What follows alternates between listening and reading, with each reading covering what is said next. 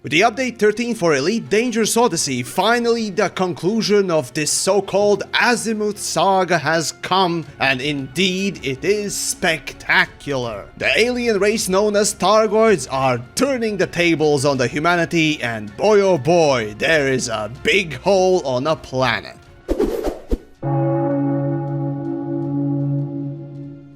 Finally, after a little bit of build-up, after a year and a little bit, developers finish out the so-called Azimuth saga, which was the build-up to content for Odyssey that they wanted to release, regarding to Thargoids, the alien threat that comes from the deep. As the update went live and you would log in, you would see this cinematic of what happened during the PROTEUS wave launch, the anti-Xeno weapon that humanity has been developing throughout the Azimuth saga storyline. And as it turns out, the weapon turns on ourselves. Or was it Thargoids that did that? Well, either which case, the result is interesting. A one whole system, now completely toxic to anything that is Guardian related, except for AX weaponry. That is, the Guardian module reinforcements, Guardian weapons, or anything like that is always corroded immediately upon arrival within the system. This is unprecedented, and the whole thing is quite exciting. And even I have to admit that this is probably one of the most exciting times for the story of Elite Dangerous. Though in my mind it still cannot beat that first moment when the Thargoids appeared for real in the high predictions, those old, truly scripted, cinematic looking in-game scenes. Yes, they were not really dynamic like the current ones, but I still like those old ones a lot more. However, with the update, question is, what new gameplay, features and things did they introduce with this update aside from just, frankly speaking, looking cosmetic stuff, and of course that one system being super ruined? Can we go down to that planet and investigate that exploded Thargoid base, or perhaps there's a new Thargoid coming in like we predicted with the Titan Thargoid event? And other sensor modules that were in the data dumps, are they here? Well, sadly, none of that is here yet. Currently, from the planet from which the PROTEUS wave was launched, you cannot land because it is artificially locked by some unknown permit lock, or rather hazardous, so you can't go there. And to make the system even more deadly, developers made it toxic to the Guardian weaponry that is the most useful against these Thargoids, forcing us to either run or use our own human-designed anti-Xeno weaponry.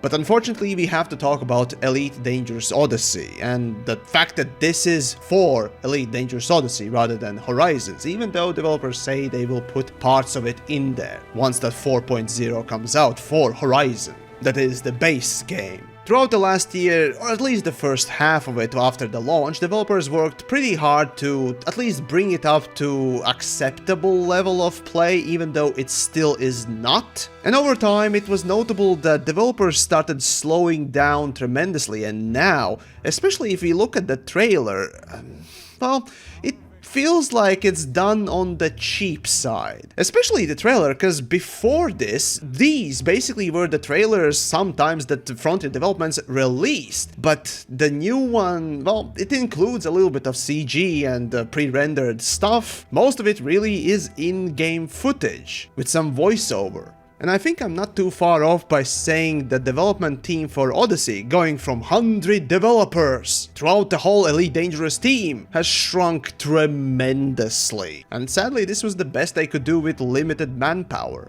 Well, I'm inclined to say that this is okay, and even sometimes inspiring and maybe exciting. Sadly, let's remember that this event, this whole big Thargoid thing, is possibly one of the biggest changes, narratively speaking, in the game's history. So I wouldn't say that an okay trailer just works here. Or the gameplay, as a matter of fact.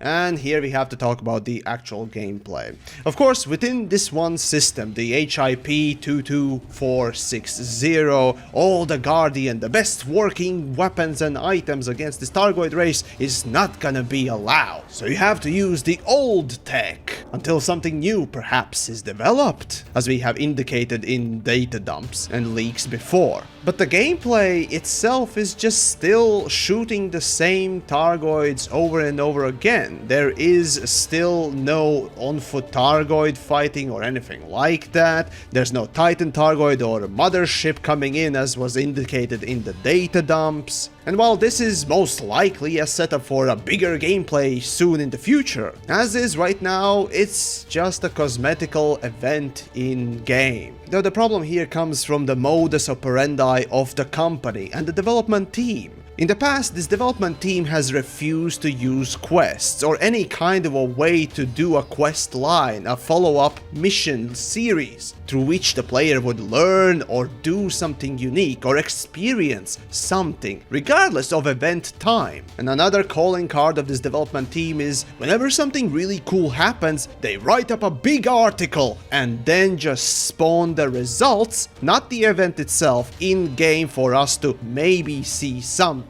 And the same thing happened here. This big event happened in the video, not in the game. And that's, frankly speaking, kinda sad. A missed opportunity for something amazing. What I'm basically saying is that Elite Dangerous management specifically doesn't know how to deliver a good narrative and the lore overall, learning from their own peers in the market, say World of Warcraft with quests where you can replay an old mission or some sort of a historical event, teaching the player about the game's universe and the world, while also engaging them with wonderful gameplay, sometimes even with unique and cool rewards.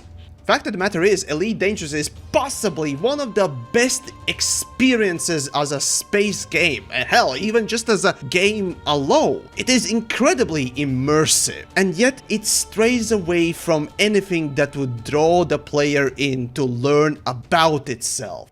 On the forums, the community management team put together this wonderful, and I mean it truly, genuinely good job effort forum thread about all the news articles from in-game news pieces that led up to this Azimuth saga ending, about the Thargoid war and more. If you read up on it or have followed through it, it's actually pretty interesting.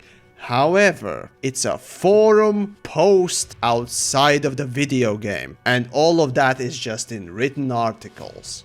What I mean by that is, do you know how amazing would it be to replay missions where you would experience how everyone got to this point? Some historical retreading of events happened and gone by, as you experience some perhaps interesting gameplay, or at least the game would teach you about itself. But no, instead, what we always get for Elite Dangerous is just written articles and spawned results in the meantime as a set dressing. And now with this actually not a bad set dressing that they have made for Azimuth Saga ending and the PROTEUS wave failure and the new threat potentially coming in, what knowing this past history tendency of this developer, I can't but to feel kinda excited yet potentially disappointed immediately after. Because I know that they probably won't put in any quests, or that you will ever happen to be in the place or time to see the exact event happening at the time. It's probably gonna be yet another article or maybe a video.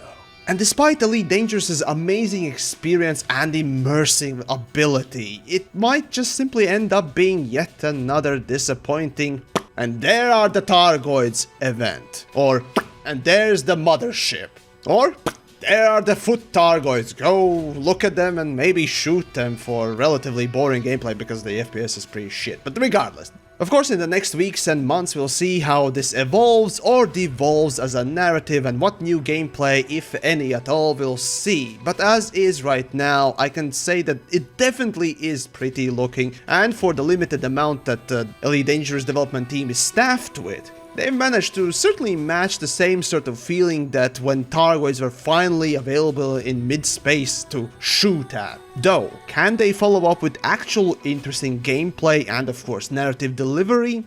Well, we shall only see. And yet with this slight positive, optimistic look, I still have to mention that Odyssey as a whole still underperforms and, frankly speaking, is not finished to what it should have been on the launch.